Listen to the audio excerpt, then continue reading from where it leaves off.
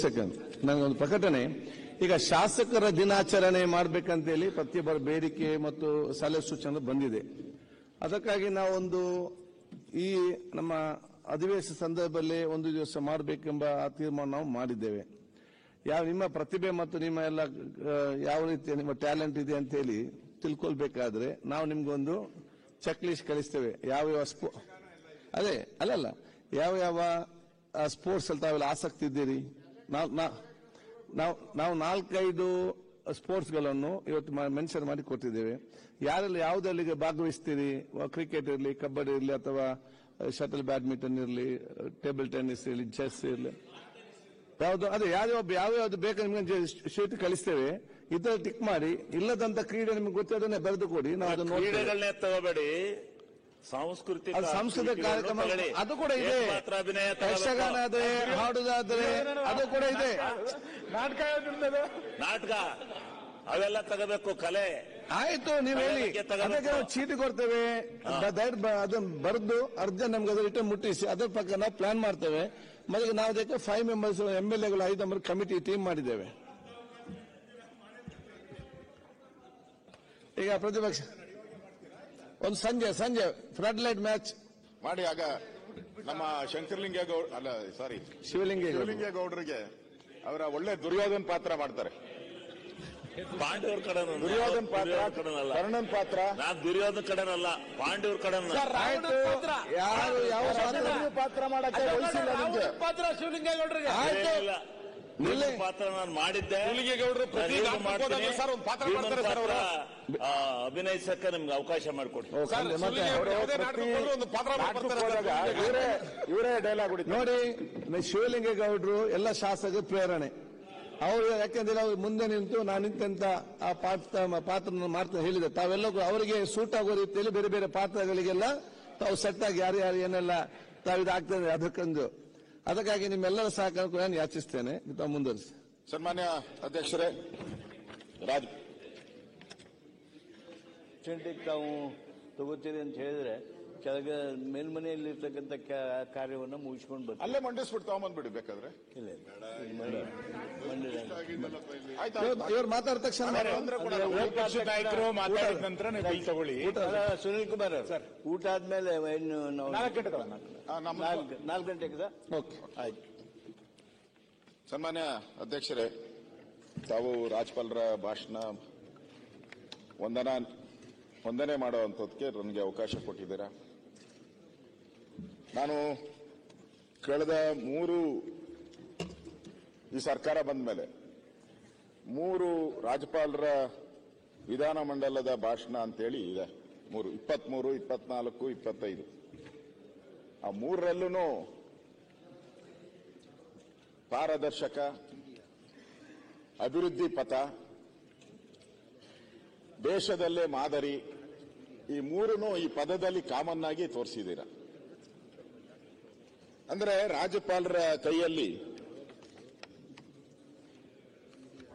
ನಮ್ಮ ಸರ್ಕಾರದ ಮುನ್ನೋಟ ಮತ್ತು ಹಿನ್ನೋಟ ಎರಡನ್ನೂ ಹೇಳಿದಿರ.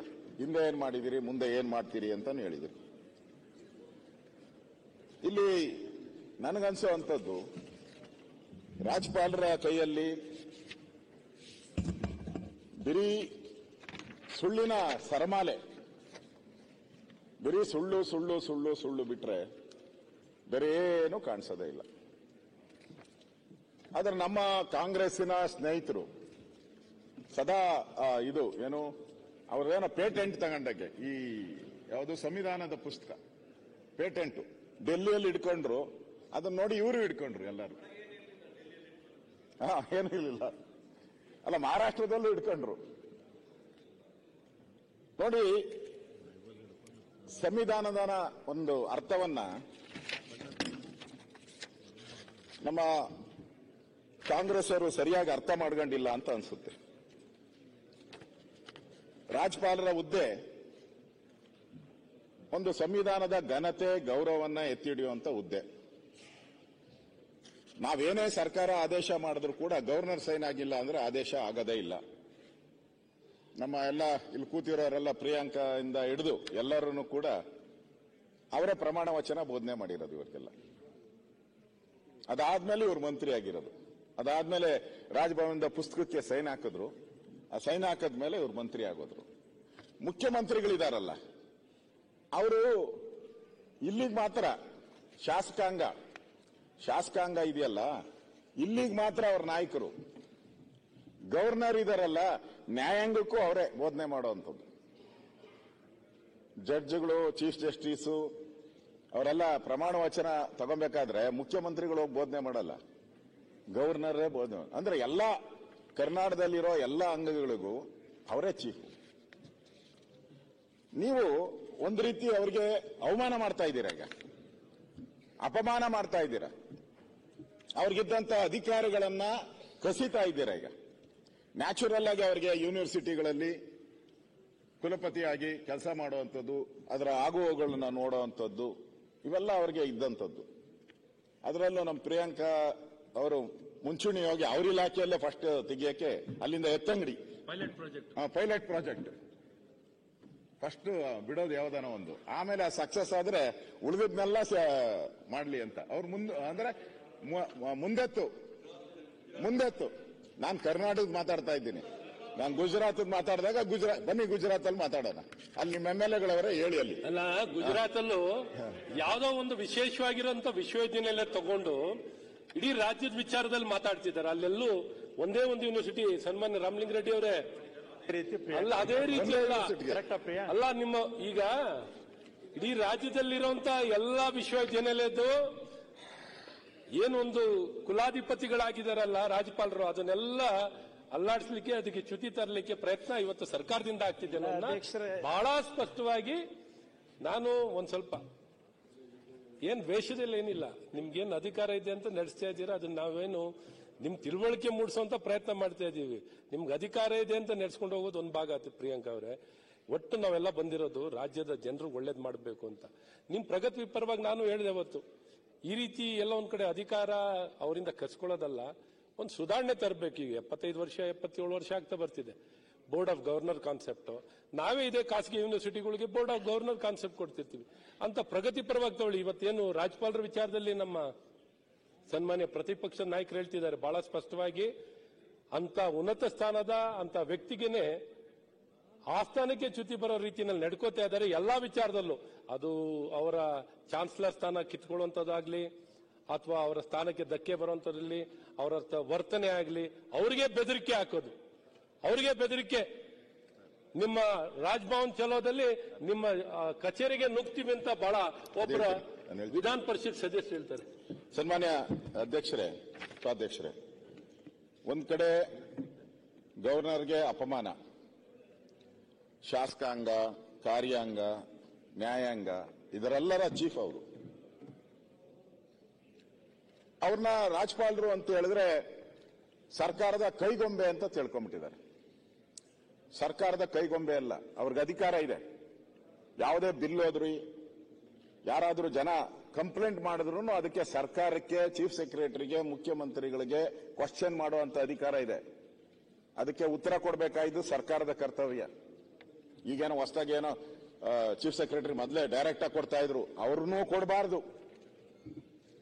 ಚೀಫ್ ಸೆಕ್ರೆಟರಿನೂ ಕೊಡಂಗಿಲ್ಲ ಡೈರೆಕ್ಟ್ ಆಗಿ, DGನೂ ಡೈರೆಕ್ಟ್ ಆಗಿ ಕೊಡಂಗಿಲ್ಲ. ಅವರು ಕ್ಯಾಬಿನೆಟ್ ಮುಖಾಂತರ ಕ್ಯಾಬಿನೆಟ್ ಇಂದ ಕಳಿಸ್ಬೇಕು. ಆ ರೀತಿ ಪರಿಸ್ಥಿತಿಯನ್ನ ತಂದ್ಬಿಟ್ಟಿದ್ದಾರೆ. ಅಂದ್ರೆ ಒಂದು ರೀತಿ ಸಂಘರ್ಷ, ಸರ್ಕಾರ ವರ್ಸಸ್ ಗವರ್ನರ್. ಈ ಸಂಘರ್ಷ ದಿನನಿತ್ಯ ಮಾಧ್ಯಮದಲ್ಲಿ ಬರ್ತಾ ಇದೆ. 4ನೇ ಅಂಗ ಅದು ಯಾವುದು? ಪತ್ರಿಕಾ ರಂಗ 4ನೇ ಅಂಗ. ಆ 4ನೇ ಅಂಗದಲ್ಲಿ ದಿನನಿತ್ಯ ಈ ಸಂಘರ್ಷದ ಸರಮಾಲೆಯನ್ನ ನಾವು ನೋಡ್ತಾ ಇದ್ದೀರಿ. ಇದು ಒಂದು ರೀತಿ ಪ್ರಜಾಪ್ರಭುತ್ವಕ್ಕೆ ಮಾಡಿರ್ತಕ್ಕಂಥ ಒಂದು ಅವಮಾನ ಅಂತ ನಾನು ತಿಳ್ಕೊಂತೀನಿ. ಇವತ್ತು ಯಾವಾಗ ಹೇಳ್ತಾರೆ ಇವರು, ಗವರ್ನರ್ ಏನ್ ಮಾಡ್ಬಿಟ್ಟವ್ರು ಇವರು, ಇವ ನಮ್ಮವನಲ್ಲ.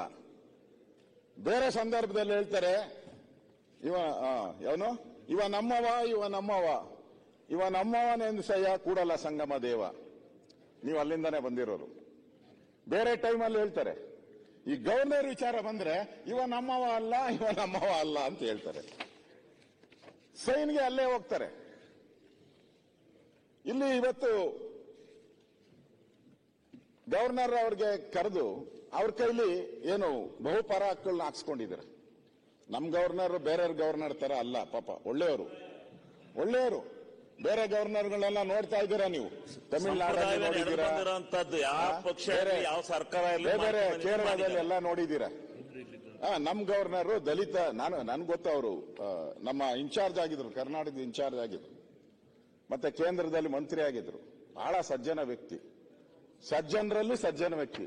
ಅಂತವ್ರಿಗೆ ಕಿರುಕುಳ, ಅವ್ರಿಗೆ ಫಿಟ್ಟಿಂಗ್ ಇಡೋದು, ಅವ್ರಿಗೆ ಫಿಟ್ಟಿಂಗು.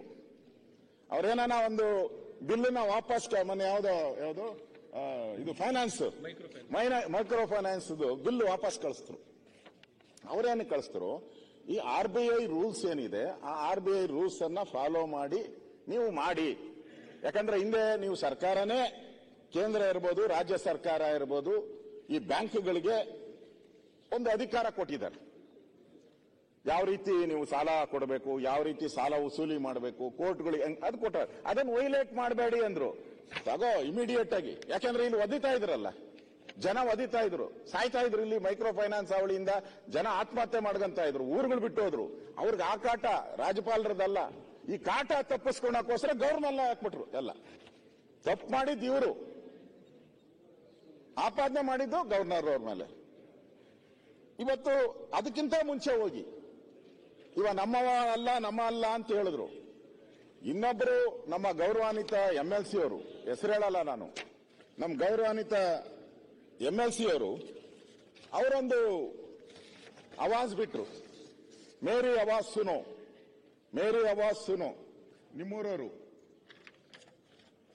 ಮೇರಿ ಆವಾಜ್ ಸುನೋ. ಬಾಂಗ್ಲಾ ಪ್ರಧಾನಿ ಗತಿನೇ ಬರಲಿದೆ. 4ನೇ ಅಂಗದ್ದು, ನಾನಲ್ಲ ಹೇಳ್ತಾ ಇರೋದು, ಅದಕ್ಕೆ ರೆಕಾರ್ಡ್ 4ನೇ ಅಂಗ ಬರೆದಿರೋದು. ಇದು ಕಾಮೆಂಟ್ ಮಾಡಂಗೆ ಇಲ್ಲ. ಐವಾನ್ ಡಿಸೋಜಾ, ಕಾಂಗ್ರೆಸ್ MLC. ಒಂದು ವೇಳೆ ರಾಜ್ಯಪಾಲ ದಾವರ್ ಚಂದ್ ಗೆಹ್ಲೋಟ್ ಅವರು ರಾಷ್ಟ್ರಪತಿಯವರು ವಾಪಸ್ ಕರೆಸಿಕೊಳ್ಳದಿದ್ದರೆ, ಅಂದ್ರೆ ಪ್ರೆಸಿಡೆಂಟ್ ಆಫ್ ಇಂಡಿಯಾ ಕರೆಸಿಕೊಳ್ಳದಿದ್ದರೆ, ಬಾಂಗ್ಲಾ ಪ್ರಧಾನಿಗೆ ಬಂದಂತ ಪರಿಸ್ಥಿತಿಯ ರಾಜ್ಯಪಾಲರ ಕಚೇರಿಗೂ ಬರಲಿದೆ. ಧಮ್ಕಿ. ಹಿಂದೆ ಟೆರರಿಸ್ಟ್ಗಳು ಈ ತರ ಕೊಡ್ತಾ ಇದ್ರು, ಟೆರರಿಸ್ಟ್ಗಳು ಇಂಥ ಟೈಮಲ್ಲಿ ಬಾಂಬ್ ಹಾಕ್ತೀರಿ ನಾವು ಅಂತ. ಹಂಗೆ ಒಬ್ಬ ಗವರ್ನರ್ ಈ ರಾಜ್ಯದ ಮೊದಲ ಪ್ರಜೆ, ಅವ್ರಿಗೆ ಬೆದರಿಕೆ. ಇನ್ನು ನಮ್ಮ ಜಮೀರ್ ಅಹಮದ್ ಅವರು ಹೇಳಿದ್ದಾರೆ, ಜಮೀರ್ ಅಹಮದ್ ಅವ್ರು ಯಾರ ಮಾತೋ ಕೇಳ್ಬಿಟ್ಟು ಸೈನ್ ಮಾಡ್ತಾ ಇದ್ದಾರೆ, ಗವರ್ನರ್ಗೆ ತಿಳುವಳಿಕೆ ಇಲ್ಲ ಅಂತಾನೂ ಹೇಳಿದ್ದಾರೆ ಅವರು. ಈ ತರ ಅವ್ರಿಗೆ ಅವಮಾನ ಮಾಡ್ತಾ ಇವತ್ತಿನ ಗವರ್ನರ್ಗೆ ಏನಿಟ್ಟಿದ್ದಾರೆ, ನೀನು ಎಜುಕೇಶನ್ ಮಿನಿಸ್ಟ್ರು, ಘಟಿಕೋತ್ಸವಕ್ಕೆ ಮಾತ್ರ ಬರಬೇಕು. ಈಗ ಪ್ರಿಯಾಂಕಾ ಖರ್ಗೆ ಅವರು ಹೋಗಿ ಕರೆದ್ರೆ ಅವ್ರಿಗೇನು ವೈಸ್ ಚಾನ್ಸಲರ್ ನೇಮಕ ಮಾಡೋ ಅಧಿಕಾರನೇ ಇರಲ್ಲ. ಬಂದು ಘಟಿಕೋತ್ಸವದಲ್ಲಿ ಆ ಕೋಟ್ ಹಾಕೊಬೇಕು, ಕೋಟ್ ಹಾಕೊಂಡು ಕೂತ್ಕೊಂಡು ಅವ್ರು ಕೊಡೋ ಕಾಫಿ ತಿಂಡಿ ತಿನ್ಕೊಂಡು ಸೀದಾ ಹೋಗ್ಬೇಕು. ರಾಜ್ಯಪಾಲರು ವಿಶ್ವಾಸ ಮಸೂದೆ 2025 ಸಿದ್ಧ, ಬಜೆಟ್ ಅಧಿವೇಶನದಲ್ಲಿ ಮಂಡನೆ. ರಾಜ್ಯಪಾಲರಿಗೆ ಘಟಿಕೋತ್ಸವದಲ್ಲಿ ಮಾತ್ರ ಅವಕಾಶ. ಇದು ಸರ್ಕಾರದ ನಡೆ, ರಾಜ್ಯಪಾಲರ ಕಿಡಿ. ಇನ್ನೊಂದು ಇದರಲ್ಲಿ ಇವ್ರ ನಡೆ, ಅವ್ರ ಕಿಡಿ. ಅಂದ್ರೆ ಸೌಹಾರ್ದಿತವಾಗಿ ಈ ಸರ್ಕಾರ ಮಾಡ್ತಾ ಇದೆಯಾ ಅಂತ, ಪಾರದರ್ಶಕ, ಸಂವಿಧಾನ ಇವೆಲ್ಲವನ್ನ ಹೇಳ್ತಾ ಇದಾರಲ್ಲ, ಎಲ್ಲಿ ನಡೀತಾ ಇದೆ ಇವತ್ತು? ಈ ಒಂದು ಸೇಡಿನ ರಾಜಕಾರಣದಿಂದ ಕರ್ನಾಟಕದಲ್ಲಿ ಈ ಸುಳ್ಳು ಹೇಳುವಂತ ಒಂದು ಸರ್ಕಾರ, ಸುಳ್ಳಿನ ಡಿಕ್ಷನರಿಯನ್ನೇ ಇಟ್ಕೊಂಡ್ಬಿಟ್ಟಿದ್ದಾರೆ ಇವರು. ನನ್ಗನ್ಸ್ತತೆ ಗವರ್ನರ್ ಅವ್ರನ್ನ ಕರೆದು ಅವ್ರ ಕೈಲಿ ಈ ಸರ್ಕಾರ ಇಂತಿಂತ ಗನಂದಾರಿ ಕೆಲಸ ಮಾಡಿದೆ ಅಂತ ಹೇಳಿದ್ದಾರೆ. ನನಗೆ ಒಂಥರ ಜನಗಳಿಗೆ, ನಮಗೆಲ್ಲ ಒಂಥರ ಭ್ರಮೆ ಆಗ್ತಾ ಇದೆ ಈ ಸರ್ಕಾರದ ಬಗ್ಗೆ. ಈ ಸರ್ಕಾರ ಏನಾಗಿದೆ ಅಂತ ಹೇಳಿದ್ರೆ, ಗವರ್ನರ್ ಅವ್ರನ್ನ ಕರೆಸಿ ಭಾಷಣ ಓದಿಸಿದ್ದಾರೆ. ಈ ಸರ್ಕಾರ ಕನ್ನಡಿ ಮುಂದೆ, ಅಂದ್ರೆ ಕನ್ನಡಿಯ ಗಂಟು ಅಂತೀರಿ ನಾವು, ಕನ್ನಡಿಯ ಗಂಟು, ಕನ್ನಡಿ ಮುಂದೆ ನಿಂತ್ಕೊಂಡ್ಬಿಡೋದು. ಕನ್ನಡಿ ಮುಂದೆ ನಿಂತ್ಕೊಂಡು ಕನ್ನಡಿನ ಕೇಳೋದು ನಾನು ಹೆಂಗಿದ್ದೀಯಾ ಅಂತ. ಅದಕ್ಕೆ ಕನ್ನಡಿ ಏನ್ ಹೇಳ್ತೈತೆ? ಮಿರರ್. ಆ ಮಿರರ್ ಕನ್ನಡಿ ಏನ್ ಹೇಳ್ತೈತೆ ಅಂದ್ರೆ, ನೀನ್ ಹೇಗಿದ್ದೀಯಾ ಅಂತ ಹೇಳಿದ್ರೆ, ನೀನು 7 ಸಪ್ತ ಸಾಗರಗಳನ್ನ ದಾಟಿ ಅಲ್ಲೊಂದು ದ್ವೀಪ ಇದೆ, ಸಪ್ತ ಸಾಗರಗಳಲ್ಲಿ ಒಂದು ದ್ವೀಪ ಇದೆ, ಅಲ್ಲೊಬ್ಬ ರಾಜ್ಕುಮಾರ್ ಪಿಕ್ಚರ್, ರಾಜ್ಕುಮಾರ್ ಆ ದ್ವೀಪದಲ್ಲಿ ಒಬ್ಬ ರಾಜಕುಮಾರಿ, ಅಷ್ಟು ಸುಂದರವಾಗಿದ್ದೀಯಾ ಅಂತ ಹೇಳ್ತಾರೆ. ಅಂದ್ರೆ ಕನ್ನಡಿ ಮುಂದೆ ನಿಂತಾಗ ನೀವು ಏನು ಹೇಳ್ತತೆ ಅದನ್ನ ಎಳ್ಕೊಂಡಿದ್ದೀರಾ. ನೀವು ಜನದ ಮುಂದೆ ನಿಂತಿಲ್ಲ. ನೀವು ಜನದ ಮುಂದೆ ಹೋದ್ರೆ ಇವತ್ತು ನೀವು ಸೋಷಿಯಲ್ ಮೀಡಿಯಾ ನೋಡಿ, ಮಾಧ್ಯಮ ನೋಡಿ, ದಿನ ಮಾಧ್ಯಮದಲ್ಲಿ ಏನ್ ಬರ್ತಾ ಇದೆ? ದಿನನಿತ್ಯ ಇದೆ ಸರ್ಕಾರ ಅಲ್ಲಿ ಆತ್ಮಹತ್ಯೆ, ಇಲ್ಲಿ ರೈತರ ಆತ್ಮಹತ್ಯೆ, ಅಲ್ಲಿ ಬ್ಯಾಂಕ್ ದರೋಡೆ, ಮುಳುಗುತ್ತಿರುವ ಬೆಂಗಳೂರು. ಬರ್ತಾರೆ.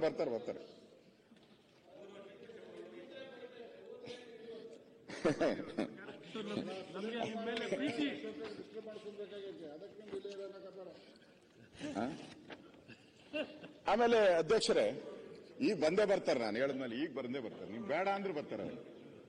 ಈಗ ಬರ್ತಾರೆ. ಸನ್ಮಾನ್ಯ ಅಧ್ಯಕ್ಷರೇ, ಇದು ಪಾರದರ್ಶಕ ಆಡಳಿತ. ರಾಮಲಿಂಗಾರೆಡ್ಡಿ ಹೇಳಿದ್ರು 3 ವರ್ಷದ ಮುಂದೆ ಮುಳುಗ್ತಾ ಇರಲ್ಲ ಅಂತ. 3 ವರ್ಷದಿಂದ ಮುಳುಗ್ತಾ ಇದೆ ಅಂತ ಹೇಳಿಬಿಟ್ಟು ನಮ್ಮ ಜನಕ್ಕೆ ಹೇಳಿ ಇನ್ನು ಮುಳುಗ್ಸಲ್ಲ ಬೆಂಗಳೂರು ಅಂತ ಹೇಳಿ ಅಧಿಕಾರಕ್ಕೆ ಬಂದವರು. ಅಶೋಕಣ್ಣ ಮುಳುಗ್ಸಲ್ಲ ಅಂತ ಹೇಳಿದ್ರು. ಒಂದ್ ಸೆಕೆಂಡ್ ಒಂದೇ ಸೆಕೆಂಡ್. ತಾವು ಜನದ ಮುಂದೆ ಹೋಗಿಲ್ಲ ಅಂತಂದ್ರಿ, ಉಪಚುನಾವಣೆಗಳಲ್ಲಿ ಜನದ ಮುಂದೆ ಹೋದ್ವಿ, ಆಶೀರ್ವಾದ ಮಾಡಿ ಪಾರ್ಲಿಮೆಂಟ್ ಚುನಾವಣೆ ಹೇಗಾಗಿತ್ತು ಅಂತ ನೆನೆಸ್ಕೊಂಡ್ರೆ ಚುನಾವಣೆಗಳಲ್ಲಿ ಹೋಗಿ 3 ಉಪಚುನಾವಣೆ ಏನು ಅಂತ ನಿಮ್ಗೆ ಗೊತ್ತಿದೆ. ಉಪಚುನಾವಣೆ ಹೇಗೆ ನಡೆಯುತ್ತೆ ಅಂತ ನಮ್ಗೆಲ್ಲ ಗೊತ್ತಿದೆ. ಪಾರ್ಲಿಮೆಂಟ್ ಎಲೆಕ್ಷನ್ ನೋಡ್ಕೊಳ್ಳಿ. ನಮಗೆ ಹೇಗೆ ಜನ ನೇರವಾಗಿ ನಿಮ್ಮನ್ನ ತಿರಸ್ಕಾರ ಮಾಡಿದ್ದಾರೆ ಅನ್ನೋದನ್ನ ವೋಟಿಂಗ್ ಪರ್ಸೆಂಟೇಜ್ ಜಯನ ಕೊಟ್ಟು ಕಡಿಮೆ ಆಗಿದೆ. ನಮ್ಮ ಸರ್ಕಾರ ಅಲ್ಲ, ನಿಮ್ದು ಈಗ ನೀವು ಅಧಿಕಾರದಲ್ಲಿ ನ್ಯಾಷನಲ್ ಲೆವೆಲ್ ಅಲ್ಲಿ ನಿಮ್ಗೆ ಎಷ್ಟು ಇದಿತ್ತು, ಈಗ ಎಷ್ಟಿದೆ? ಅಲ್ಲ, ಕರ್ನಾಟಕ ರಾಜ್ಯದ ಮಾತಾಡಿ. ಈಗ ಕರ್ನಾಟಕ ರಾಜ್ಯದ ನೀವು ಮಾತಾಡಿ. ಕರ್ನಾಟಕ ರಾಜ್ಯ ಅವ್ರು ಕೇಳ್ತಿರೋದೇನು? ಕರ್ನಾಟಕ ರಾಜ್ಯದ್ದು 20% ಲೋಕಸಭಾ ಚುನಾವಣೆ, ಸಂಖ್ಯೆ ಎಷ್ಟಿದೆ? ಬರೀ ಉಪಚುನಾವಣೆ ಆಲ್ ಇಂಡಿಯಾ ನೋಡೋದಕ್ಕಿಂತ ಜೆಡಿಎಸ್ ನಮ್ಗೆಲ್ಲ 3 ಉಪಚುನಾವಣೆಗಳು.